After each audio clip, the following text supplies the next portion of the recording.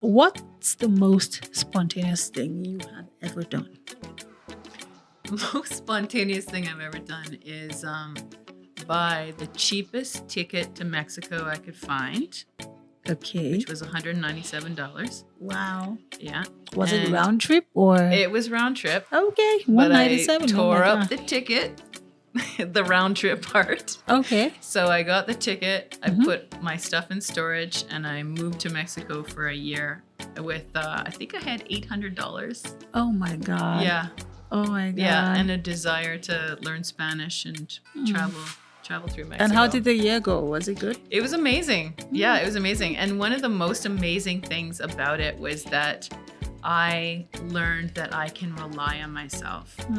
You know, I can go and figure out how to do things and be okay. Yeah. So and you were okay. See Yeah. you Traveled here. around, started teaching English.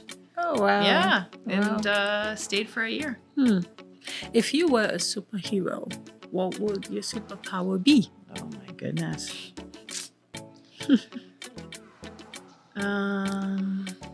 Okay, I'm making up the superpower. It's not a real superpower.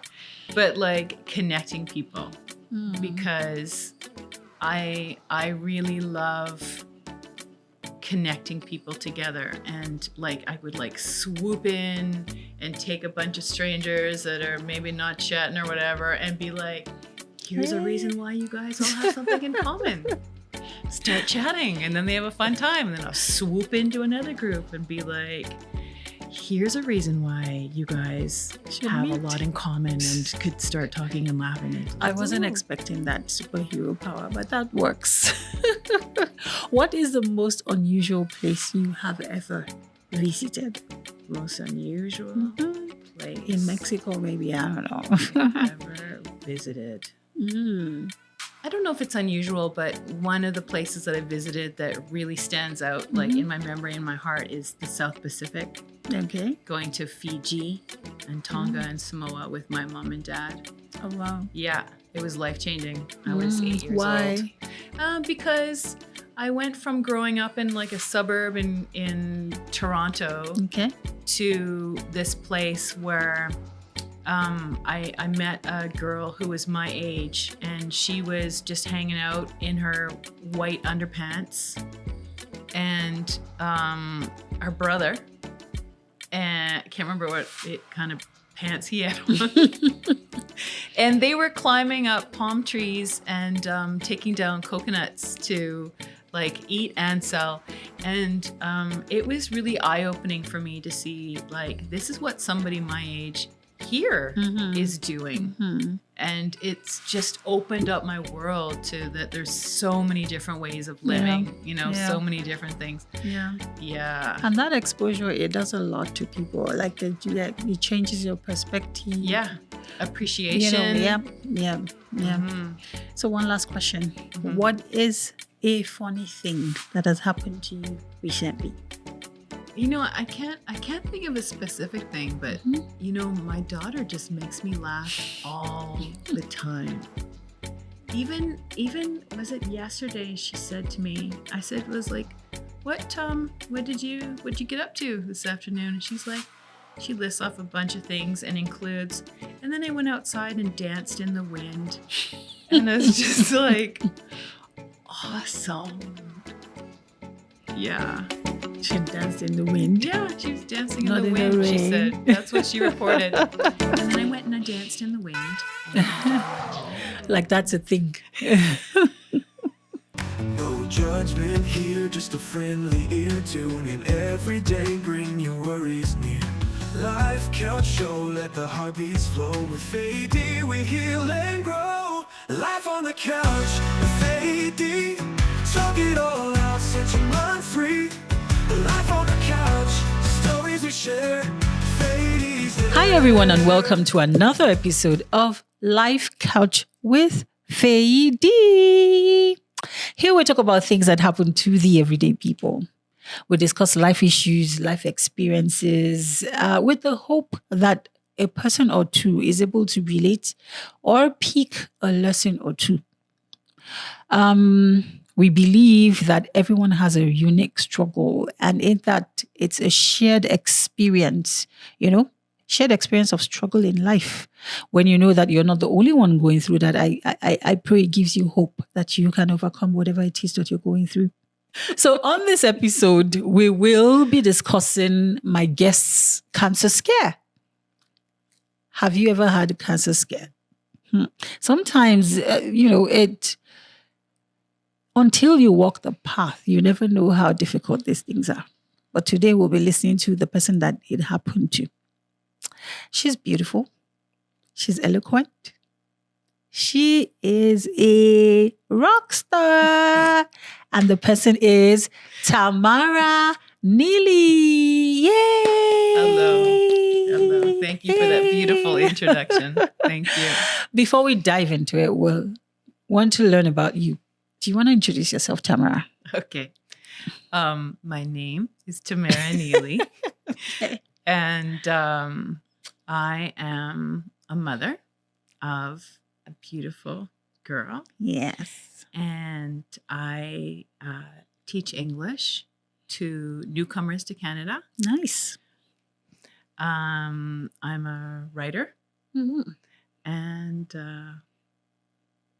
I've done lots of different things in my work past that are too many to go into. But wear many hats. Yeah, thank you. Yeah. Thank you so much for saying yes to this. Thank you. Thank you I for feel inviting me. it's such a privilege to have you here. I just have a quick question. How do you feel when you teach a person English and you see them improve? Oh, it's amazing. It's amazing. One of the most amazing feelings is in class when students start talking to each other and a conversation bubbles up about some really interesting thing, and they're all engaged and trying to use their English to share their ideas. Wow. And especially when we laugh, that is just an amazing feeling. Yeah, I really love that. I feel like sometimes we don't know the impact of our roles or our jobs, but sometimes it's important to know that everything that we do is important. If you have a passion for it, you're changing lives. You're making a difference. It's huge for someone who never spoke English or didn't speak English. Have someone teach them. So it's actually life-changing. Yeah. Thank you so much for doing that. Yeah. Thank you. All right. So we'll dive into the questions. Okay. Yes, you had a cancer scare. Oh. Wow. So what happened? So it was in April of 2020. Okay. And that was at a time when the scare of COVID was also really high. Yeah. If you remember that in January, COVID started to come into the news. Yeah. And then in February, it ramped up, and we were wondering, what's going to happen with this? Mm-hmm. And then in March, things started to get Stay shut home. down. Mm-hmm. Yeah. And people were staying home. Yep. And people had to stay in our bubbles. Yep.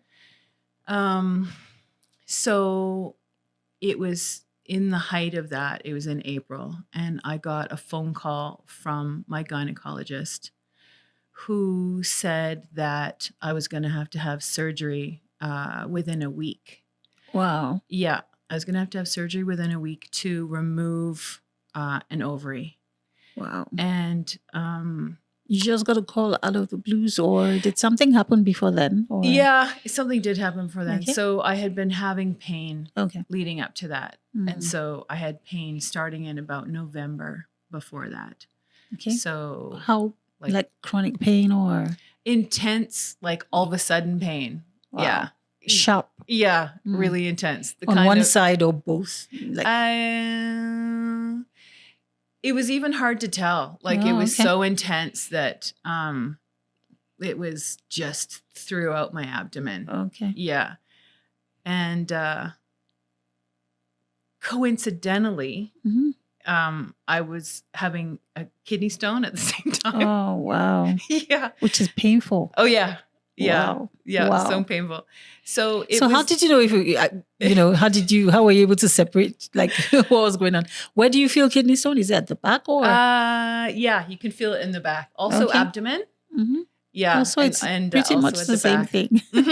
Yeah. Okay. Yeah. So the reason that they found the problem with my ovary was Okay. because of the kidney stone All pain. right. Yeah. And but then there was like more pain that was the doctors didn't know what was happening exactly. Mhm. And so they were kind of tracking me. Okay. And so I went in for a follow-up with my gynecologist. Mhm. And then that's when he phoned me to say that a cyst on my ovary was growing so fast Oh, that he wow. was concerned that it was cancer. Oh. Yeah. Oh, okay. And so he said, yeah, I was going to have surgery within a week. And Oh, so wow. it was a huge shock. Hmm. And How did you feel? disbelief at Mm. first. I was like, what? I'm so healthy. I lead a healthy lifestyle. Why? How does this happen? And then, so it was disbelief, shock, Mhm. and then fear. And the fear was intense. Wow. And part of it was that he was sufficiently scared about what was happening with my ovary that even though the hospitals were on surgery lockdown, there was like, We have everything to was do being this. postponed. He was Mhm. like slipping me in to do this, That's how scared he was. yeah. So Wow. he was scared, and so I was Mm. scared, and Oh, yeah, wow. yeah. Oh, wow. So how did you navigate the emotional impact of the diagnosis and subsequent surgery? Okay, maybe let's hold surgery for now. Yeah. How did you navigate the emotions? How are you feeling? I know you have a daughter. Yeah. How did you share this with her? How did you manage your fear around her Yeah. and things like that with friends, family? Yeah. How did you navigate? Yeah. It was it was difficult because also of COVID, because Mm. COVID was keeping me isolated. Okay. So so I was able to reach out and phone like a friend who was really close and talk to her about Okay. it. And I was able to phone my mom and dad, and I was able to phone my aunt. So I did talk to like a couple friends and family members about it. And that was that really, really helped. But I really felt alone too, in the sense that nobody could come to support me. Oh, I wow. couldn't meet with anybody to like Yeah. collapse and have a big cry Hmm. with somebody. Hmm. It's kind of like on my own collapsing and Wow. having a big Wow. cry. Hmm. Yeah. So so it was really difficult. So part of the difficulty was I'm going to be having surgery in less than a week, Mhm. and I'm not going to be able to cook for 2 weeks, and I'm not going to be able to drive for 6 weeks, Wow. and I don't have anybody to help me. Hmm. And we're all in our own bubbles, so people can't come over and Yeah. help me, Even if they wanted to. even if they wanted to. And my aunt, excuse me, was thinking about like, could she come and fly over, and couldn't, So it was really difficult. I felt really alone and really scared. Mm. And but I managed it through talking to people. And I also like turned into my faith to be like, I prayed, that I'd be okay, that I'd have the strength to get through it. Yeah. And that somehow I'd be able to figure out all the difficult parts of like the logistics.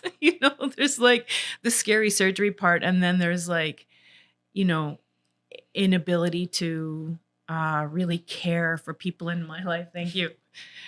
To really care for the people in my life the way I'm accustomed to, So, yeah. I wanted you to just take a breath. I'll take a breather. Thanks. So how did you get yourself prepared for the surgery? So there was no financial impact. I believe maybe that's covered. No, there wasn't. there wasn't a financial impact. Mhm. But Emotionally, yeah, physically, and stress wise, because and all this time you thought you was cancer. Still, I thought it could be. Yeah, Okay. because that's the way my surgeon had presented it. Okay. It could be. So I'm like, this could be. okay. Yeah. And so they said that when they go in to do the surgery, if they find signs of cancer, Okay. then they'll remove not just the ovary with the cyst, Mhm. but like do a The whole full thing. hysterectomy. And how did you feel about that? That was brutal. That was scary too. There was so many scary parts of this, and that was one of them. To think of like waking up from surgery and find out that they had removed like everything from the inside of me that, you know, makes you A woman? female, makes you a Mhm. woman, and yeah. So what that other was parts really were scary? The part of thinking about going into the operating room and lying on a gurney and then having an anesthetic and then just them doing a whole bunch of scary stuff to my body. You know, that was scary, you know, because they open you up and they like Yeah. might be taking out a bunch of things that you own that, you know, are inside. You make me laugh, even though it's not necessarily funny. Yeah. No, Because that was I believe it was scary a tough. I'm sorry. that was was scary scary. too. And then, you know, I don't know if you've heard of this freaky thing, but this thought flew through my mind of somehow hearing about people who are on the operating table and they've had enough anesthetic to like paralyze them, but they're there, they know what's going on, but they can't say like something. I'm here, I'm awake, you know, like the thought of that happening, you know, where I don't get enough anesthetic or something, and that was scary too. Like it was so scary. You feel the pain, but you can't talk and all that. Exactly. You do know that. Yeah, I was so scared of that. What Yeah. about did you think about your daughter, or like what were the concerns that you had? Yeah, the worst part was that if I God forbid did have cancer and my time is limited and I'm going to depart this earth early and I've got this beautiful girl who's just a young girl, you know, and leaving her without her mom, like that was the worst part of it. Wow. Like, yeah. And how did you share the story? What did you tell her? Did you hold anything back, or how did you manage this? I didn't talk to her about how scared I was. Okay. Yeah.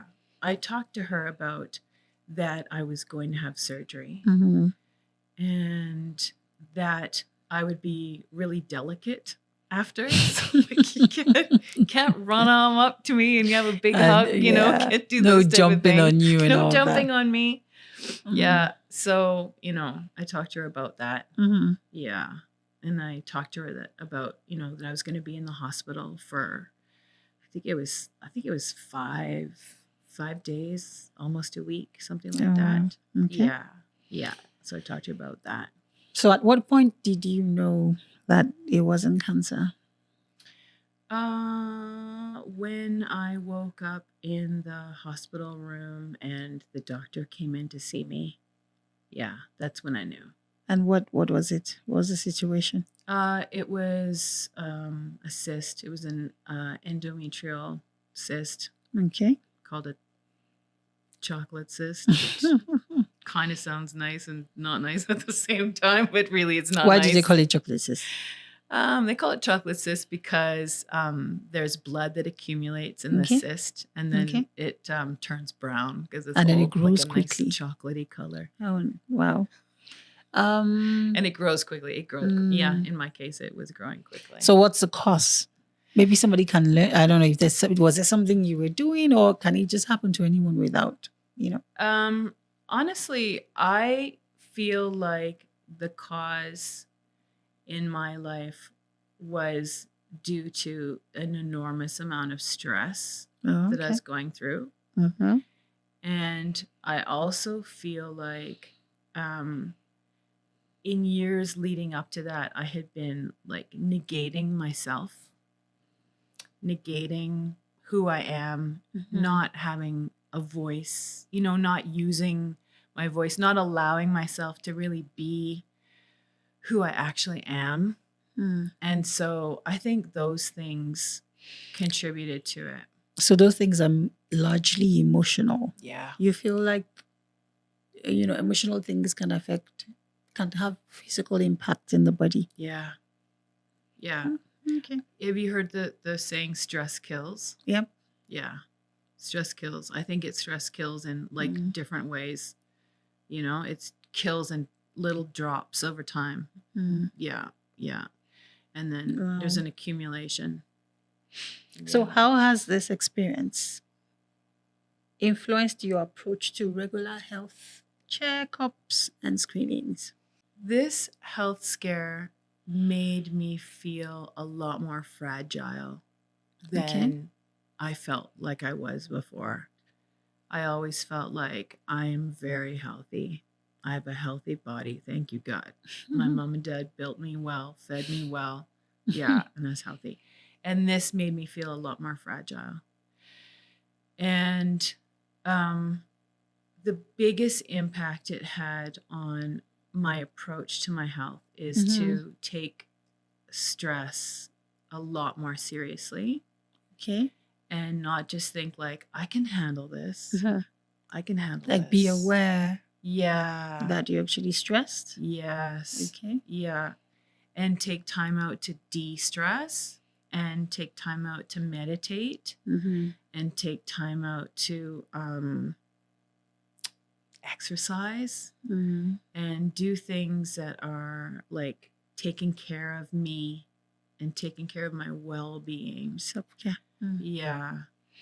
And I really value having a doctor. A doctor. I do. I have a doctor and I really value my doctor. I know. Yeah. Even if you didn't before this, I'm sure you value them now. Yeah. Yeah. So I know a lot of people go through, like I was saying, that life already is hard. A lot of women take care of kids, they're working, take care of their husbands, do this and that. What do you want to tell them? How do you have a message for them today, like on taking care of themselves, on distressing, finding self-care? Do you have something you want to tell them today?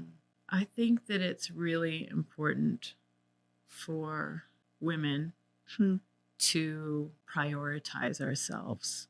And I think that, like you just said, there's a tendency to, have a broad reach in our caregiving, and take responsibility for so many people. But that we need to put ourselves at the top. Yeah.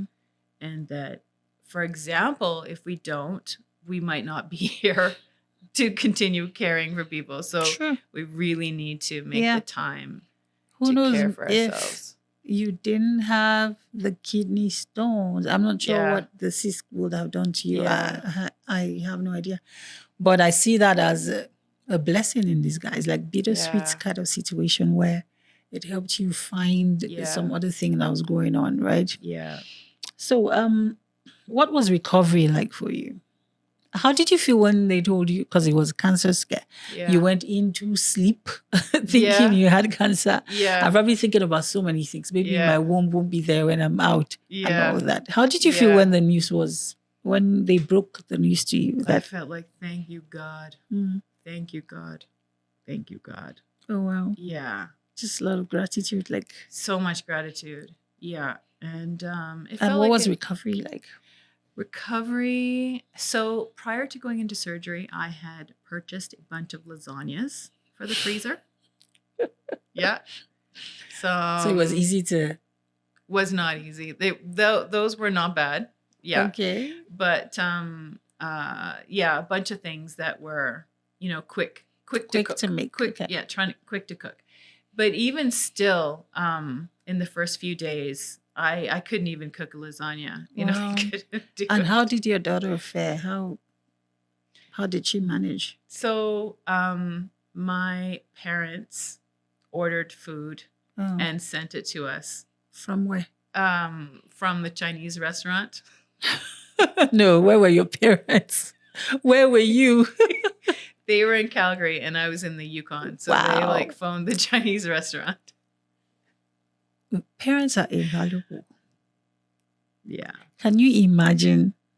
So why I asked is because I know where she stayed at the time. She stayed in she was living in Yukon, Yeah. and her parents live here in Calgary. Yeah. Yeah. And they would order food Yeah. from Calgary. yeah. Yeah. Wow. Yeah. Yeah. The Thank love. you, Mom. Thank you, Mom. Thank you, Dad, so much. The love of parents. Like Yes. it's and that's why sometimes when you err with God and you feel like God, like there was something in church this Sunday. There was a drama piece and it was just so good.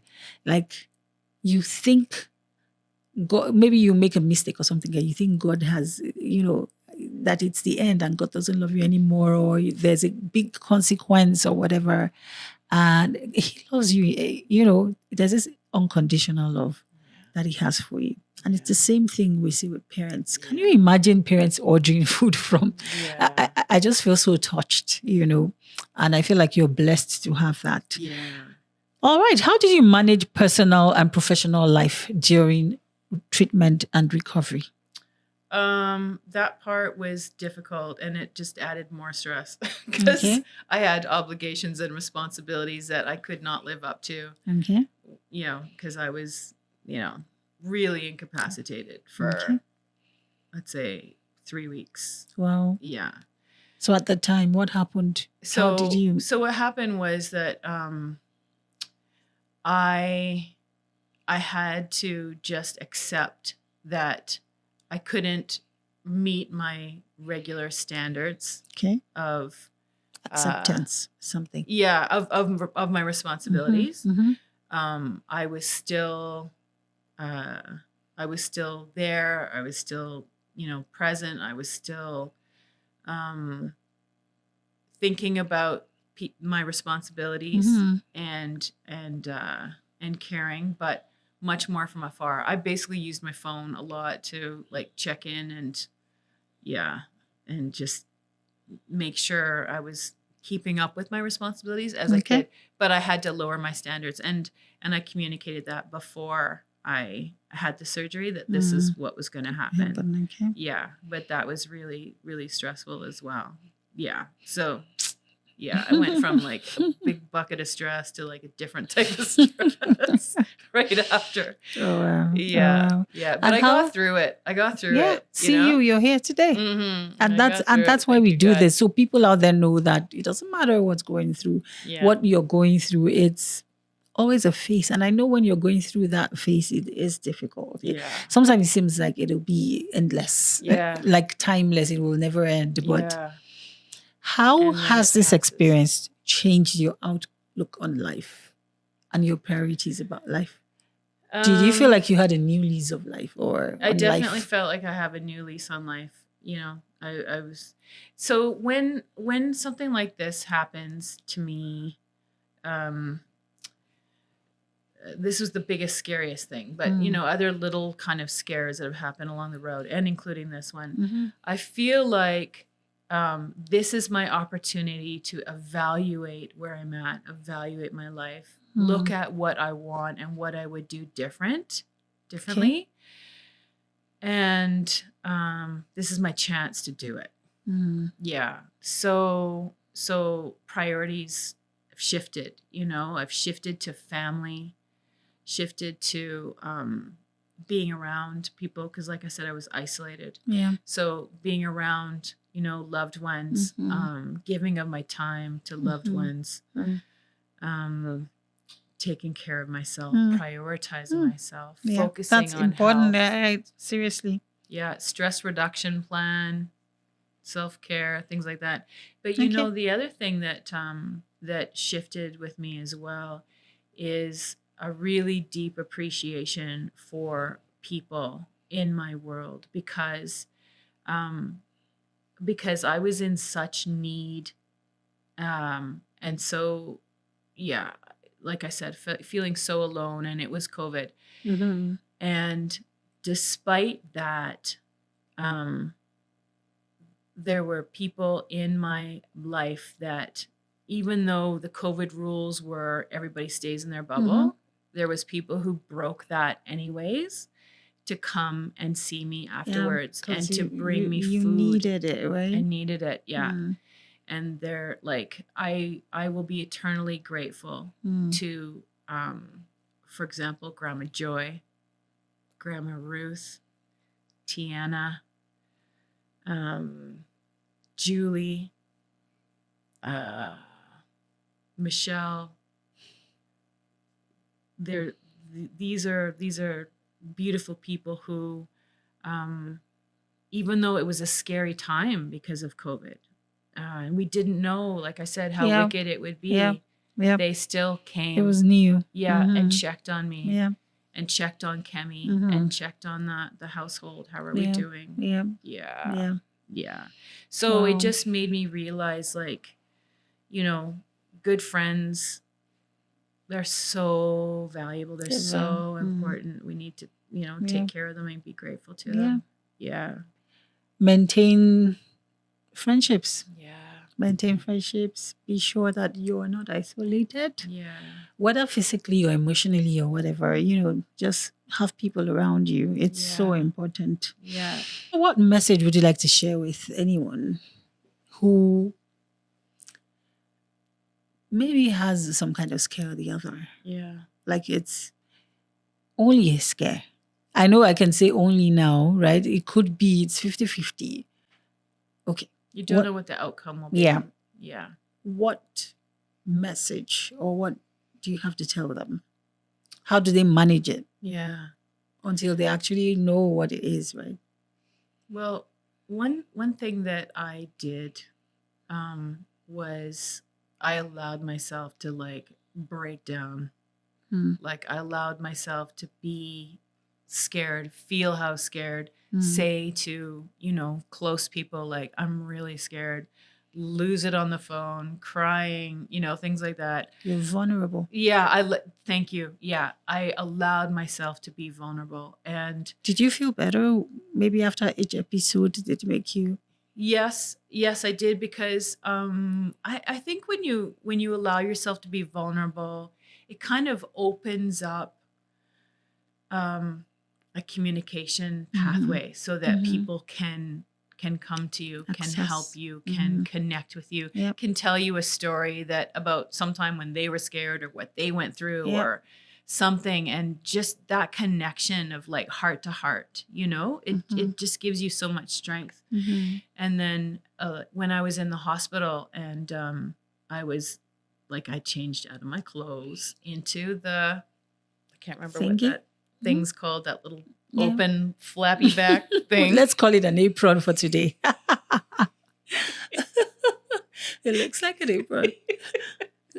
We'll manage that. When I put that on and I was, that was like the height of my fear now is because I'm in there about to go in for this surgery, closer. right? Yeah. And so I without shame allowed myself to be totally vulnerable, totally scared. And I looked for a nurse who was coming to help me, and I'm like, I'm really scared, and I'm wondering who can hold my hand while I cry. Wow. You said that? Yes, I did. Yes, I did. Like because I said, I know that when the anesthesiologist is going to be, you know, I'm going to be super scared, and I'm wondering who could hold my hand. And so, you know, that person came. And just a random person? Or? No, it was, you know, one of the nurses involved. And so I think it was even the one that I asked, and she's like, I know how you feel. I've been through something similar too. And so when she took me into the OR room, she's like, you can hold my hand. And she said, it's okay if you can cry, if you want to cry. And yeah, so that like human contact, you know, because otherwise the nurses in there, they're like bustling around and they're checking their things and they're like hanging up some stuff to drip into you. And they're, you know, like they're just very, very busy. You know, they're very busy in there. So yeah, so I allowed myself to like ask for that kind of comfort from a total stranger. I didn't know them before. Yeah. You know, Yeah. and I don't know if I'd bump into them at the superstore. Would you recognize them though? I don't think so. I'm in like a haze. Yeah, I don't think so.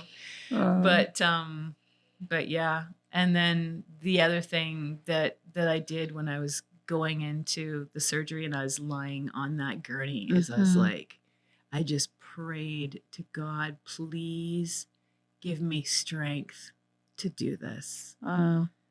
Please give me strength, because I was so scared. So I just like opened right up. I'm like, God, I need strength to even just do this, and please let it be okay. So I mean, through that, it's even like relationship building is like coming to mind. It was kind of like relationship building with God in a sense, you know? Yeah. So like that situation made you, it even strengthened my connection. Okay, is what I'd say. Yeah. Okay. I think that's like, God, I need you here. Yes. I'm so scared. Yes. Please let this work out. Yes. So coming out of that, how do you feel coming out of that? And now you're on the other side. You know you don't have cancer. Thank you know God. that the cyst has been taken care of. Thank God. And you have your womb intact. Thank God. You're a full-fledged female. Yeah. How do you feel? I feel blessed. Okay. Yeah. I have a really good life. And yeah, I feel grateful to be here. I feel grateful to God. I feel grateful to the people who supported me. I feel grateful to have this opportunity to be a mom to my daughter. And Yep. yeah. Is there anything you would have done differently? Just looking back from here. I think what I would have done differently is I made, like I mentioned to you before, I made a big error in my life, and that was losing connection with myself. Oh wow. Okay. Yeah. And that went on for years. And so I think that we're stronger when we allow ourselves to be who we are, recognize our strengths, recognize our quirks, and it's okay. You know? Okay. Follow our joy, follow our passion, and allow ourselves to do that, even though it might seem odd to some people. Or I think But this we is need you. to own it.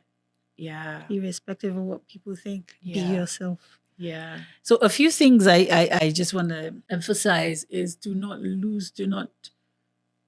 put yourself in an island, Yeah. so to speak. Yeah.